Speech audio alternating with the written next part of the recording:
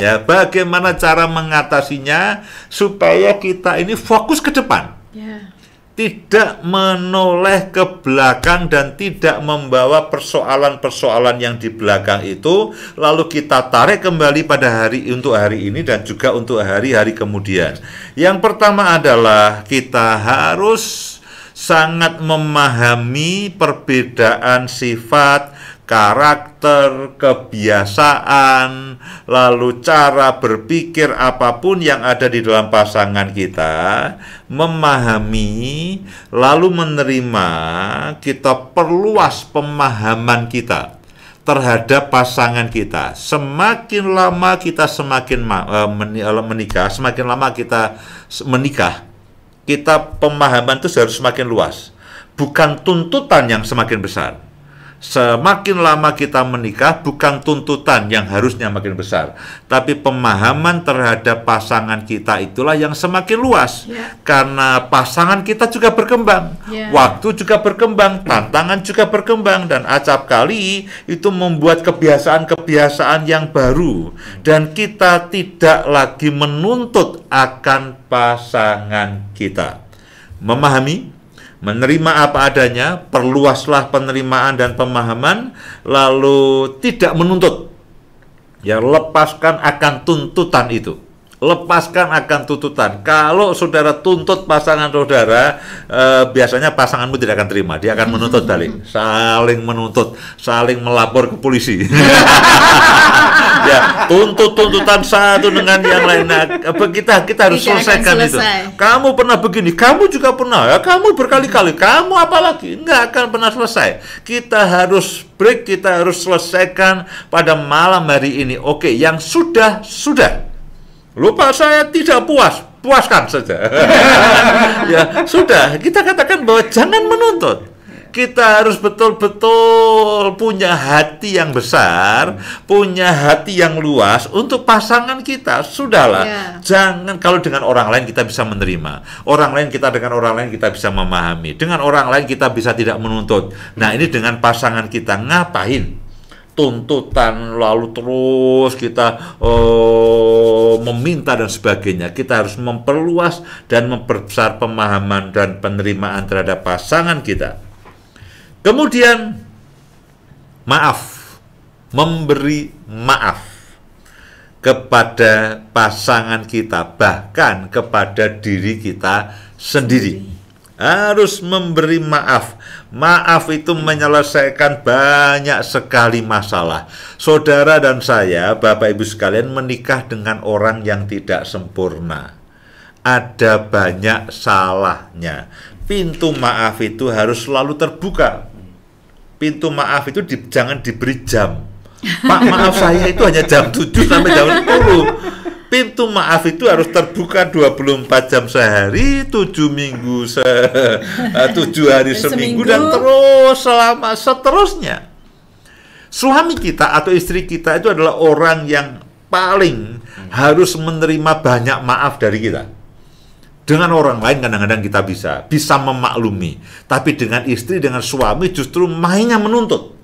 Nah,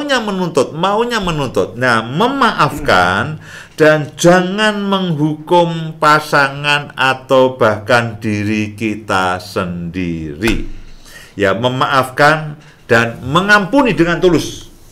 Ya, memaafkan, mengampuni dengan tulus. Sudahlah, yang sudah kita lupakan, kita jangan kita ingat-ingat lagi. Setiap hari kita selalu masuk ke dalam hari yang baru. Yang lama sudah berlalu, yang lama itu ya sudah, yang baru itu loh yang kita songsong. Persoalan lama jangan ditarik-tarik, jangan dibawa-dibawa. Di depan sudah ada persoalannya, sudah ada tantangannya. Jadi kita harus memaafkan, kita harus mengampuni. Kemudian kita harus berpikir begini, introspeksi. Iya ya, pasanganku punya banyak kesalahan, aku juga begitu kok. Bukan hanya pasangan kita yang salah, aku juga bisa berbuat salah. Nah, ketika kita mengintrospeksi, kita tahu iya, sebetulnya juga tidak mudah itu ya, merubah kebiasaan tidak mudah. Nah, sudah tahu tidak mudah, kenapa pasangan kita tuntut mengubah kebiasaannya? Wong kita saja tidak bisa mengubah diri sendiri. Jadi penerimaan, ya, introspeksi, kita menyadari, iya, aku tidak lepas dari kesalahan. Demikian juga dengan pasanganku, sangat mungkin pasanganku juga tidak lepas dari semua kesalahan yang ada. Semua bisa semua bisa membuat kesalahan. Kemudian belajar mempercayai. Percaya kepada pasangan kita. Percaya bahwa pasangan kita juga selalu mengupayakan yang terbaik. Janganlah kita katakan, masa yang berjuang hanya aku sendiri, kamu tidak berjuang. Saudaraku, tidak. Setiap orang, setiap pasangan dengan caranya sendiri, tentu mereka berjuang untuk rumah tangga, berjuang untuk keluarga. Mungkin pasangan kita mungkin orang yang pendiam. Tapi jangan katakan lalu kamu tidak berusaha, kamu tidak bekerja, kamu tidak berdoa. Nah, kita harus belajar mempercayai bahwa pasangan kita, mereka juga mengupayakan, mereka juga mengusahakan, mereka juga mendoakan bersama-sama dengan kita untuk keluarga kita. Menjadi keluarga yang harmonis, menjadi keluarga yang bahagia, menjadi keluarga yang samawa. Kemudian, apalagi? Kemudian adalah berinisiatif mencari solusi. Bersama-sama dengan pasangan kita, lalu kita inisiatif mencari solusi bersama. Kalau kita punya persoalan dengan rumah tangga kita, dengan anak-anak, sepertinya anak-anak kita pendidikannya kurang kurang maju, kurang tertangani, bagaimana solusinya? Jadi fokus kepada solusi. Ya, mencari solusi bersama, bukan mencari lalu saling menyalahkan satu dengan yang lain. Paling mudah itu menyalahkan memang. Ya, menyalahkan itu paling enak, ya.